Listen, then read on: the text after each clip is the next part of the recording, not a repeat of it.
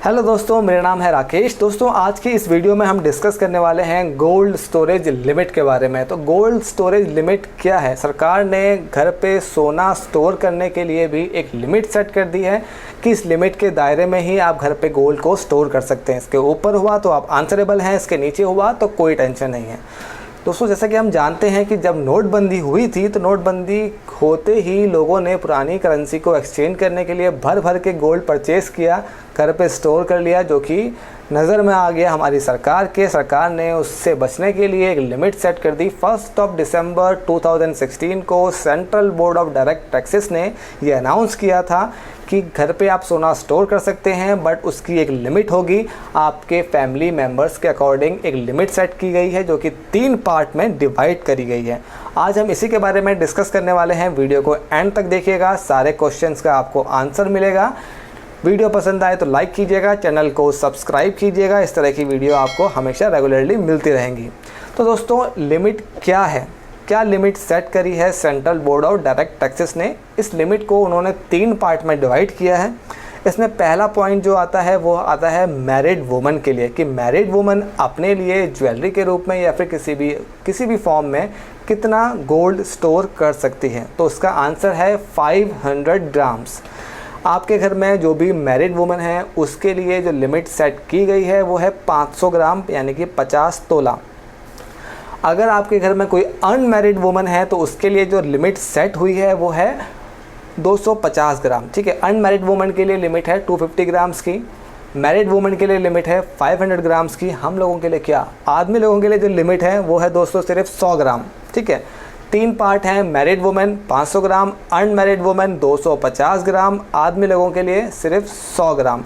तो ये एक लिमिट सेट करी गई है कि आपके फैमिली मेम्बर्स के अकॉर्डिंग इतना सोना आप अपने घर में लीगली स्टोर कर सकते हैं, जिसके लिए कि आप आंसरेबल नहीं हैं। बट अगर इस लिमिट से ज़्यादा सोना आपके घर में है तो आपसे क्वेश्चन पूछा जा सकता है, अगर नहीं है तो कोई टेंशन नहीं।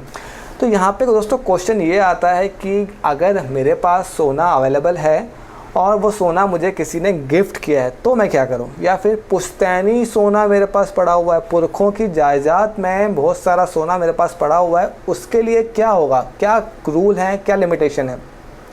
इसका मैं आपको आंसर करता हूँ। अगर आपको गोल्ड किसी ने गिफ्ट किया हुआ है तो इसका क्या आंसर? इसका आंसर ये है कि इसके लिए आप आंसरेबल नहीं हैं, बट इनिशियली जिसने गोल्ड परचेज़ किया था आपको गिफ्ट करने के लिए वो आंसरेबल हो सकता है।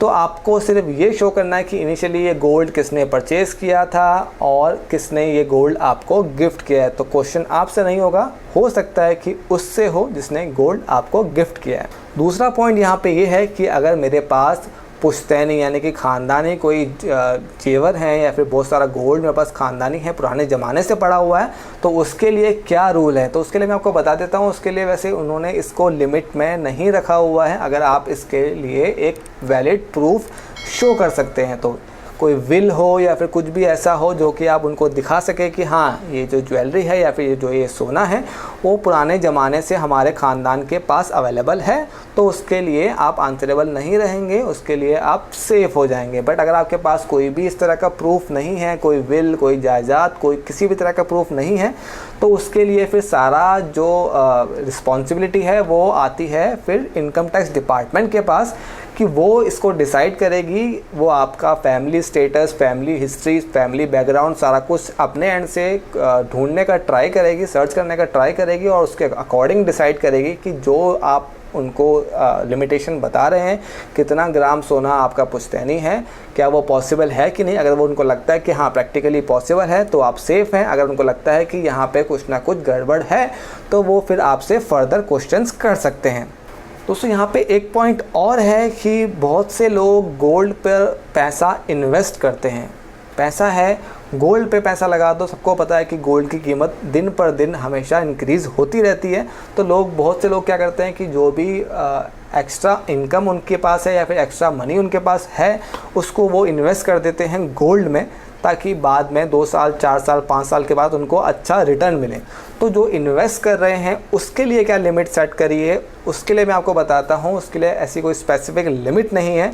उसके लिए बस आपके पास वैलिड प्रूफ होने चाहिए कि भैया आपने इतना गोल्ड परचेज़ किया था इन्वेस्टमेंट पर्पस के साथ, आपने अपने इनकम में उसको शो किया हुआ है, या फिर जो आपने गोल्ड परचेज़ किया था उसका ये बिल है, उसका ये इनवॉइस है और आपने ये सारा कुछ टैक्स पे करने के बाद परचेज़ किया हुआ है और इन्वेस्टमेंट पर्पस के अकॉर्डिंग परचेज़ किया हुआ है। अगर आपके पास वैलिड प्रूफ है यानी कि इनवॉइस है, टैक्स आपने ऑलरेडी पे किया हुआ है, तो उसमें आपको कोई भी टेंशन लेने की ज़रूरत नहीं है। ठीक है, तो इन्वेस्टमेंट पर्पस के अकॉर्डिंग आपके पास हमेशा इनवॉइस होना चाहिए। जब भी आप सोना परचेज़ करें, शॉपकीपर से बोलें कि भैया मुझे इसका इनवॉइस दें और हमेशा उसका टैक्स पे करें ताकि आप फ्यूचर में हमेशा सेफ़ रहें। ठीक है, तो ये सारा कुछ हमने डिस्कस किया गोल्ड की स्टोरेज लिमिट के बारे में। वीडियो को लाइक कीजिएगा, वीडियो को शेयर कीजिएगा, मेरे चैनल को सब्सक्राइब कीजिएगा। आज के लिए इतना ही दोस्तों, थैंक यू सो मच।